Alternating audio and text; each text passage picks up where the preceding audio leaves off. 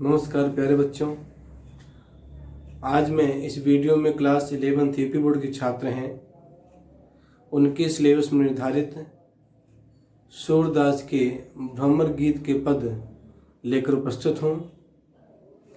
इसके पूर्व वीडियो मैंने भ्रमर गीत के पदों की क्रम संख्या 4 से लेकर के 8 तक की व्याख्या मैंने इसे पूर्व वीडियो में कर चुका हूँ। आज मैं पद संख्या 9 से लेकर के पद संख्या 12 तक की व्याख्या इस वीडियो में करूँगा। तो आइए हम देखते हैं। 9 देखिए, अब मैंने यहाँ पर सबका संकेत लिख दिया हूँ। पद संख्या 9 का कहत कत पछतात निस्दिन बिसारे ओधो भली कर लाए अखियाँ हैं सूखी। ये मैंने चारों पद के शुरू और अंत के शब्द मैंने लिख दिया है। आइए देखते हैं। पहले हम पद पढ़ते हैं। कहत कत परदेसी की बात मंदिर अरत अवध हमसो हरि आहार चली जात सस रिप बरस सूर्य रिप जुगबर हर रिप कीन्हो घात मग पंचक ले गयो सांवरे ताते अत अकुलात नखत वेद ग्रह जोर अर्ध करे सोई बनत अब खात सूरदास बस भई बिरा के कर मीजिए पछतात। गोपियां जो हैं उधो से कहती हैं कि उधो कहत कत परदेसी की बात। परदेसी मतलब होता है कि जो दूसरे देश में रहने वाला हो या जो दूर रह रहा हो, लेकिन यहाँ परदेसी का जो मतलब है वह श्री कृष्ण है। कहत कत परदेसी की बात। गोपियां उधो से कहती हैं आप श्री कृष्ण की क्या बात करते हो। मंदिर अरद अवध हमसो। मंदिर का अर्थ होता है यहाँ घर। घर मतलब यहाँ पे महीना, और महीना का अर्ध मतलब आधा कर दो कितना होगा 15। ठीक है, यहाँ जो मंदिर शब्द है वो महीने से है। अरद मतलब आधा, तो महीना कितना होता है 30 दिन का, उसका आधा कर दो कितना हो जाएगा 15 दिन। अवध वध हमसो। अवध मतलब होता है समय, वध मतलब कहना, हमस मतलब हमसे। गोपियाँ कह रही हैं उद्धव जी से, हे उद्धव जी जो श्री कृष्ण थे जिसे कहने उनकी बात क्या करूं, वो श्री कृष्ण जो है मंदिर अरत अवध हमसो जो ये कहकर गए थे कि मैं 15 दिन में लौट आऊंगा। हरि आहार चल जात। हरि मतलब होता है यहाँ पर शेर से है। आहार, शेर का आहार क्या होता है मांस। मास मतलब महीना। चल जात यानी ये जो पद है वह दृष्टिकूट पद में लिखा हुआ है, इसलिए इसका अर्थ निकलना टिपिकल लगता है। तो कह रहे हैं कि मंदिर अरत अवध हमसो और आहार चल जात। महीने का आधा 15 दिन। इसे महीने में 2 पक्ष होते हैं, कृष्ण पक्ष और शुक्ल पक्ष। तो 15 दिन का होता है पक्ष। तो कह रहे हैं हमसे कह गए थे कि हम 15 दिन के बाद लौट आएंगे, लेकिन हर आहार चल जात यानी अब महीना बीतने वाला है लेकिन वो कहीं पता नहीं है। सस रिप। सस मतलब होता है चंद्रमा, रिप मतलब शत्रु, वरस। सस का शत्रु कौन है? सूर्य। सूर्य रिपु। सूर्य मतलब होता है सूर्य, रिप मतलब होता है शत्रु, और सूर्य का शत्रु कौन है? रात्रि। जुगवर, जुग मतलब युग। हर रिपो किनुघात। हर मतलब शिव, शिव का शत्रु कौन है? कामदेव। तो कह रहे हैं सस रिपु वरस। सस रिपु वरस। कह रहे हैं कि गोपिकाएं कह रही हैं हमारा जो दिन है वो वर्ष के भांति बीत रहा है, यानी एक एक दिन वर्ष के भांति बीत रहा है। और सूर्य रिप जुगवर, और जो रात्रि है एक रात्रि जो है युग के बराबर बीत रही है। हर रिप कीनो घात। और इसके बाद भी जो कामदेव जी हैं हम पर घात लगाए हुए हैं। हर रिपु, हर मतलब शिव, रिपु मतलब शत्रु। शिव के शत्रु कौन था? कामदेव। कह रहे हैं कि कामदेव जो है हम पर घात लगाए रहते हैं। मग पंचक ले गयो सांवरो ताते अतकुलात। मग पंचक यानी जो मघा नक्षत्र होता है, और मघा नक्षत्र का जो 5वां नक्षत्र है चित्रा। चित्रा मतलब चित्त, चित्त मतलब हृदय, यानी जो सांवरे हैं, जो सांवले रंग के श्री कृष्ण हैं, हम लोगों का चित्त जो है अपने साथ ले गए, यानी हृदय अपने साथ ले गए। ताते अत्याकुला, तब से हम लोग अत्यंत व्याकुल रहते हैं। नखत वेद ग्रह जोर अर्ध कर। नखत वेद, नखत कितने होते हैं? 27। कितने होते हैं? नक्षत्र कितने होते हैं? नखत है नक्षत्र, नक्षत्र कितने होते हैं? 27। फिर कह रहे हैं वेद, वेद कितने होते हैं? 4, वेद 4। फिर है ग्रह, ग्रह कितने होते हैं? 9। इन लोगों को इन जोड़ना कितना हो जाएगा आपका? 40। इसका आधा कर दो। कह रहे हैं नखत वेद ग्रह जोर अर्ध कर, सोई बनत अवखात। गोपियों दुष्ट कहती हैं कि नखत यानी 27, वेद 4, ग्रह 9, इनका जोड़ेंगे तो 40 हो जाएगा। इसका आधा कर, अर्ध करें, इसका आधा कर दें 20, मतलब विष। विष कह रहे हैं कि अब ऐसा लगता है कि हम लोग विष खाने वाली हैं। सोई बनत अवखात, ऐसा हमारी जिंदगी हो गई है कि जैसे हम लोग जहर पीने वाले हैं। सूरदास बस भई विरह के कर मीजे पछतास। सूरदास जी कहते हैं कि वो गोपियां अत्यंत विरह से व्याकुल हो रही हैं और अपने दोनों हाथ को मल मल कर पछता रही हैं, हम लोगों ने श्री कृष्ण से प्रेम क्यों किया। अगर श्री कृष्ण से प्रेम न करती तो आज ये दिन न देखने को मिलते, लेकिन हम लोगों ने गलती कर दी जो श्री कृष्ण से प्रेम कर लिया और इसी वजह से हम लोग उसका दंड भोग रहे हैं। आइए हम लोग देखते हैं 10वां। तो 9वां समझ में आ गया होगा आपको। 10वां देखिए। निस दिन बरसत नयन हमारे, सदा रहत वर्षा ऋतु हम पर, जपते श्याम सुधारे। ये बहुत महत्वपूर्ण पद है। दृग अंजन रहत निशिबासर कर कपोल भयकारे, कंचुक पट सुखत नहीं कभों उर बिच बहत पनारे। आंसू सलिल भय सभय सब भय काया, पल न जात रिचटारे। सूरदास प्रभु पखेरो, गोकुल काहे विसारे। निस दिन बरसत नयन हमारे। गोपियां तो कहती हैं खेव दो जी, निस दिन बरसत नयन हमारे। निस मतलब होता है रात, दिन होता है दिन। कह रहे रात दिन बरसत नयन हमारे, हमारे आंखों से आंसुओं की बरसात होती रहती, दिन रात, रात दिन। निस दिन, निस मतलब रात्रि, दिन मतलब दिन। निस दिन बरसत नयन हमारे, हे उद्धव जी हमारे नेत्रों से रात दिन जो है आंखों की बरसात होती रहती है। सदा रहत वर्षा ऋतु हम पर, जब ते श्याम सुधारे।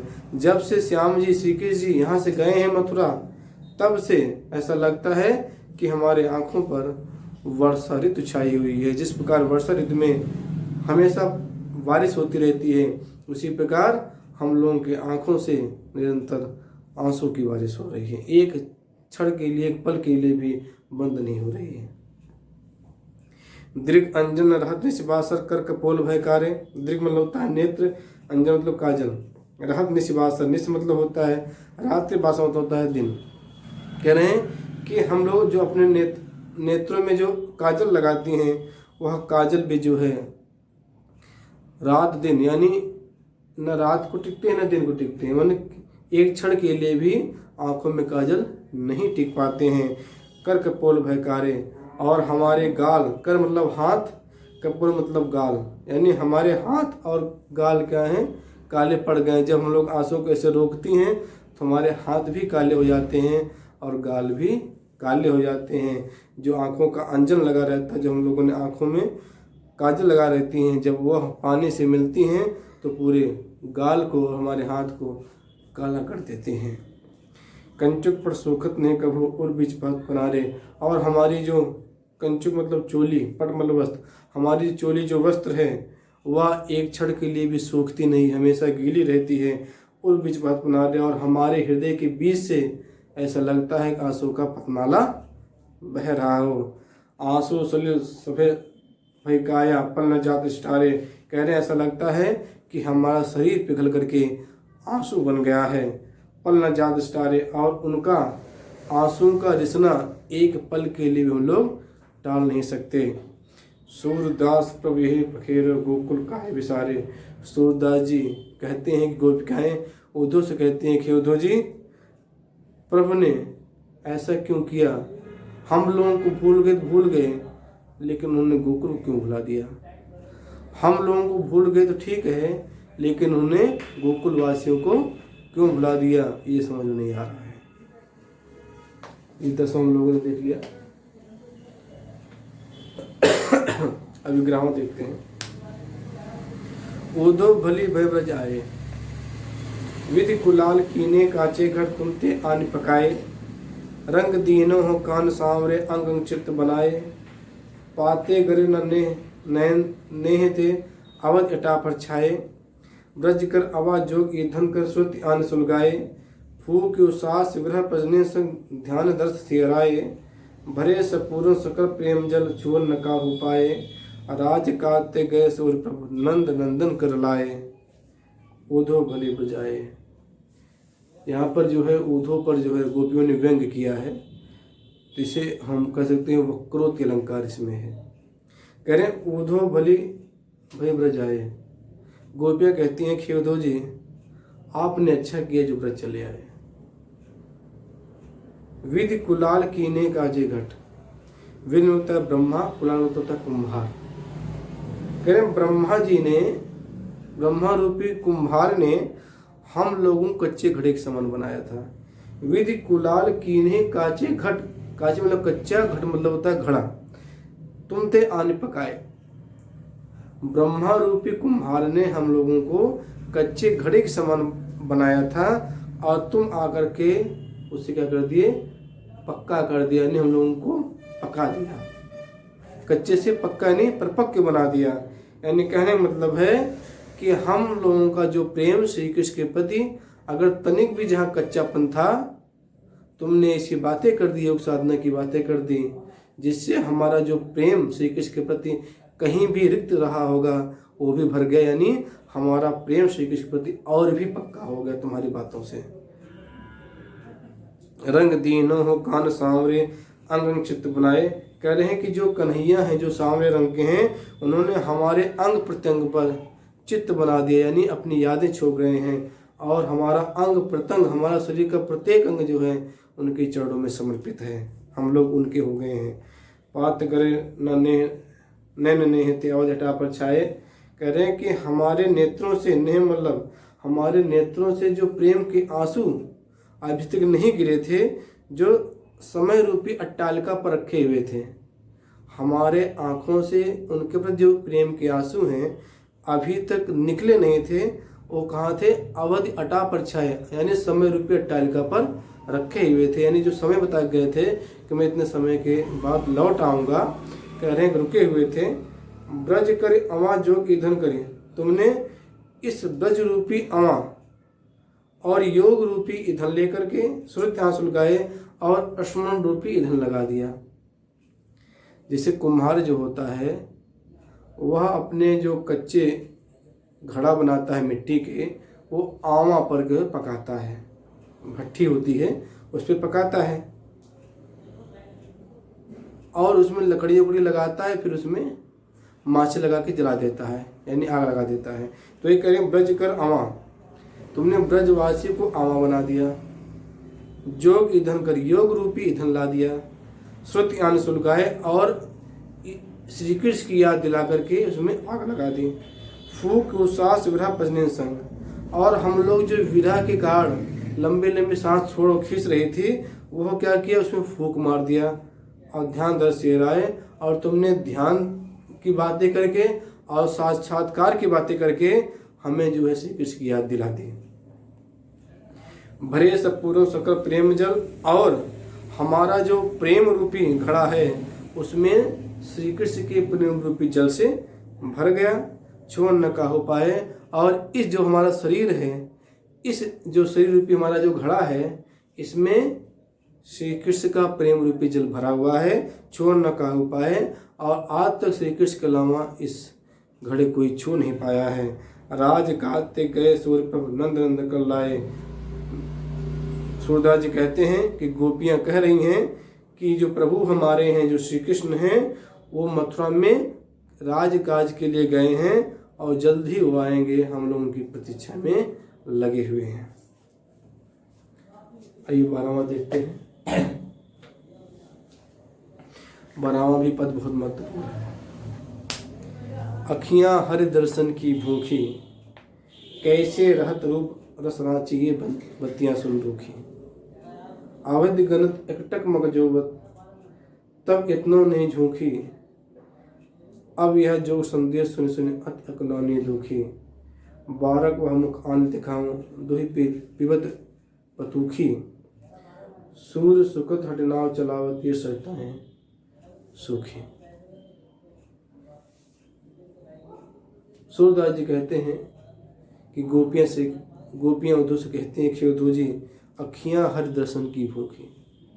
ये हमारे जो नेत्र हैं श्री कृष्ण के दर्शन की भूखे हैं।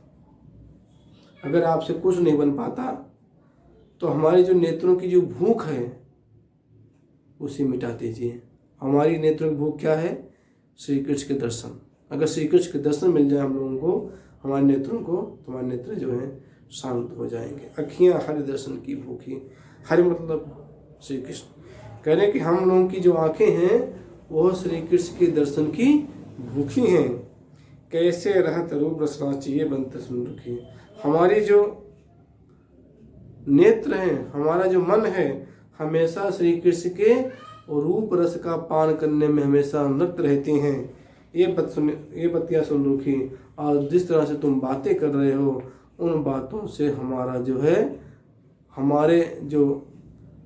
हमारे अंदर की जो श्री कृष्ण के प्रति जो प्रेम है, जो हमारा अंग प्रत्यंग उनके प्रेम में सराबोर है, तुम्हारी ये बातें जो हैं उस प्रेम में रूखापन पैदा कर रही हैं, यानी प्रेम को कम करने का प्रयास कर रही हैं।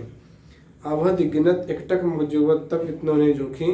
कह रहे हैं अवध मतलब समय गिनते समय, एकटक मजुवत जिस रास्ते से आने वाले हैं उस रास्ते को एकटक निहारते निहारते हमारी आंखें इतनी दर्द नहीं थी, हमें इतनी तकलीफ नहीं थी जितनी तकलीफ आपकी केवल बातों से हो रही है।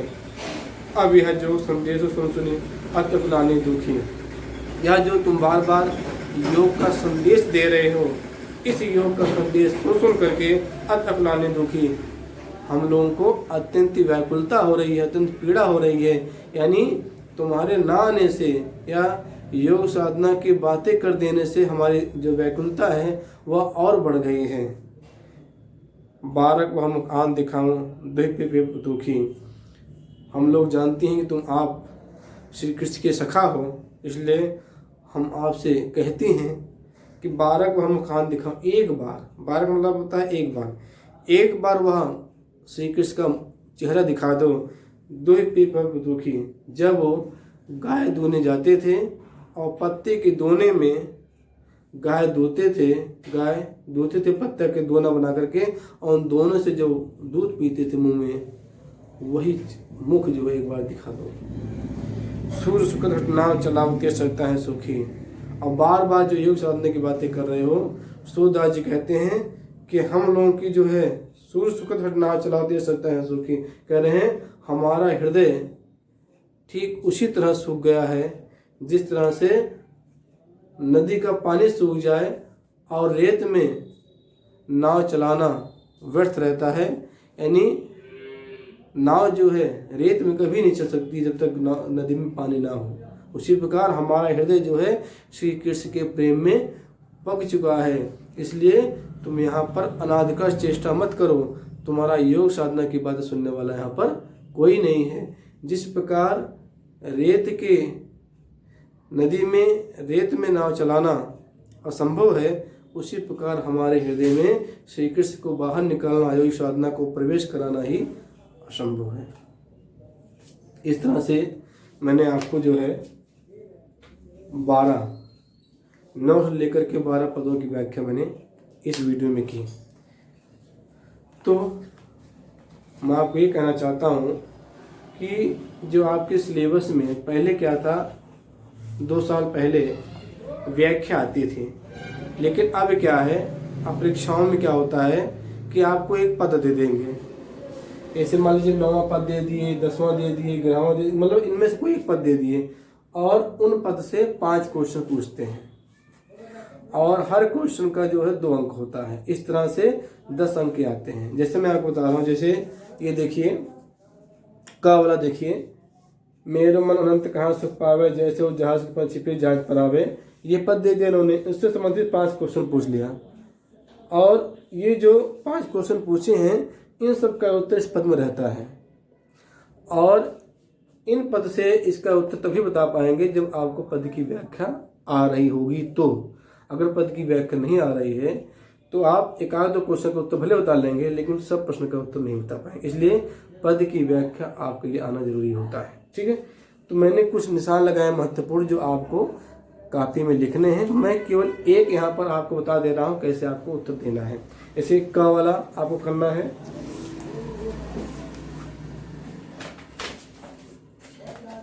इसके बाद घ वाला जो है कहत कथ परदेसी की बात इसे कापी में करने हैं।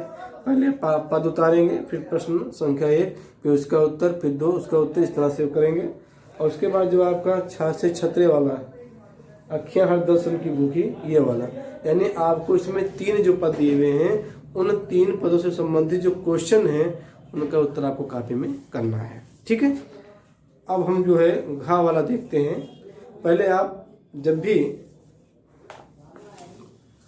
गृह कार्य करें या जब भी पेपर में आए तो सर्वप्रथम आपको क्या करना है कि आपको पहले पद पढ़ना है। या कविता आती तो पहले कविता पढ़ेंगे, काव्यांश आता है काव्यांश पढ़ेंगे, दोहा आता पहले दोहा पढ़ेंगे। ठीक है, पहले आप पद को जो है सावधानीपूर्वक पढ़ेंगे, फिर उसको समझेंगे और फिर उससे संबंधित जो प्रश्न पूछे गए हैं उन प्रश्नों को पढ़ेंगे और समझेंगे, फिर उसका उत्तर देंगे, तभी काम हो पाएगा। जैसे मैं आपको घा वाला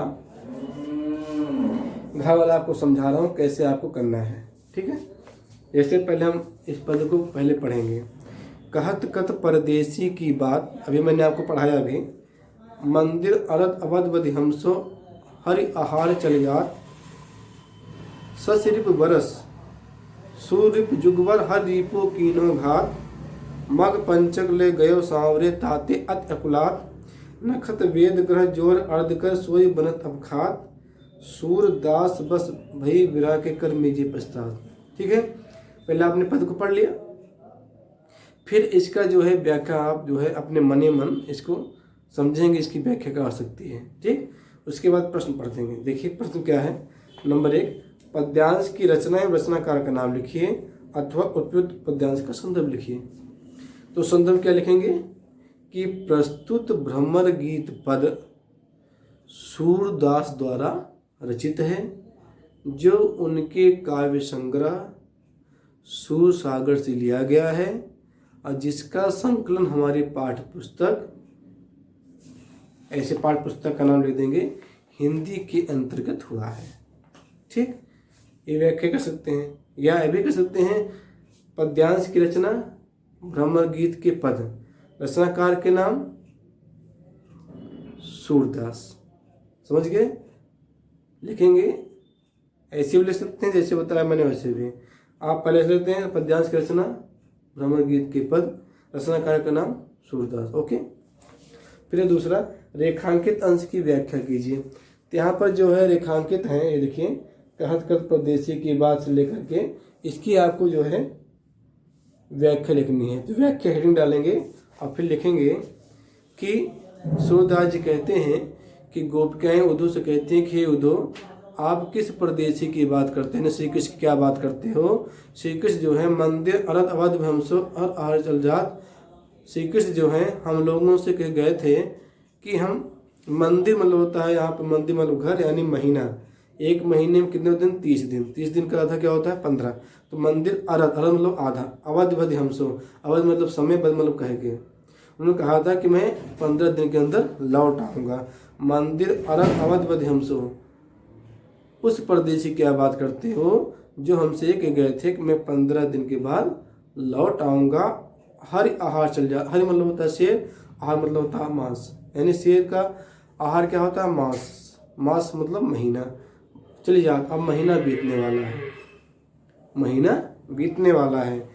सच रिप बरस, सच मतलब होता है चंद्रमा, रिप मतलब शत्रु। चंद्रमा का शत्रु कौन है, सूर्य। सूर्य मतलब यहाँ दिन से है। कह रहे हैं कि हम लोगों का दिन जो है वर्ष की भांति बीत रहा है। दिन जो है वर्ष यानी साल के भांति बीत रहा है। सूर्य रिप जुगवर, सूर्य मतलब सूर्य, रिप मतलब शत्रु। सूर्य का शत्रु कौन है? चंद्रमा। कह रहे हैं कि दिन जो रात्रि है वह एक युग के बराबर बीत रहा है। हर रिपो के नुघात, हर मतलब शिव, रिप मतलब शत्रु, जो शिव का शत्रु है कामदेव, इसके बाद भी जो कामदेव हैं हम लोगों पर घात लगाए हुए हैं, यही कवि कहना चाहता है। ठीक, फिर है तीसरा पद, ध्यान देखिएगा। श्री कृष्ण गोपियों से क्या कहकर गए थे, अब उन्हें कितना समय व्यतीत हो गया है। श्री कृष्ण गोपियों से यह कहकर गए थे कि मैं 15 दिन के बाद लौट आऊंगा, लेकिन अब जो है 15 दिन से यानी एक महीना बीतने वाला है, लेकिन वह कोई पता नहीं है। फिर देखिए चौथा, विरह की स्थिति में गोपियों पर कौन से घात लगाए बैठा है। तो विरह की स्थिति में गोपियों पर कामदेव घात लगाए बैठे हैं। कौन? कामदेव। पांचवा है, श्री कृष्ण के वियोग में गोपियों के पास अब और केवल क्या उपाय शेष रह गया है। श्री कृष्ण के वियोग में गोपियों के पास केवल यही उपाय रह गया है कि वो केवल हाथ मल के पश्चाताप कर रही हैं, और उनके पास ऐसा कोई वजह नहीं है जिससे वो श्री कृष्ण मिल सके, बस उनके पास पछताना ही रह गया है और केवल हाथ मल के पछता रही है। देखिए लिखा है ना, सूरदास बस भरी विदा के कर मीजिए पछतात, वो अपने हाथ को मलती हैं और कह करके बाबा पछता रही हैं, क्योंकि उनके पास और कोई चारा है ही नहीं। तो इस तरह से आप लिखेंगे, और 3 मैंने बताया, 1 मैंने आपको समझा ही दिया, 2 और हैं। इस तरह से आप तीनों जो है आपको काव्य में करने हैं। अगर कोई भी दिक्कत होती है तो आप मुझसे व्यक्तिगत मिलेंगे। इसके पहले मैंने आपको कबीरदास के दोहे और पद आपको पढ़ाए थे, तो इसमें से आप निशान लगा लीजिए जो आपको कापी में करना है, ठीक वैसे ही लिखना है जैसे मैंने आपको समझाया अभी।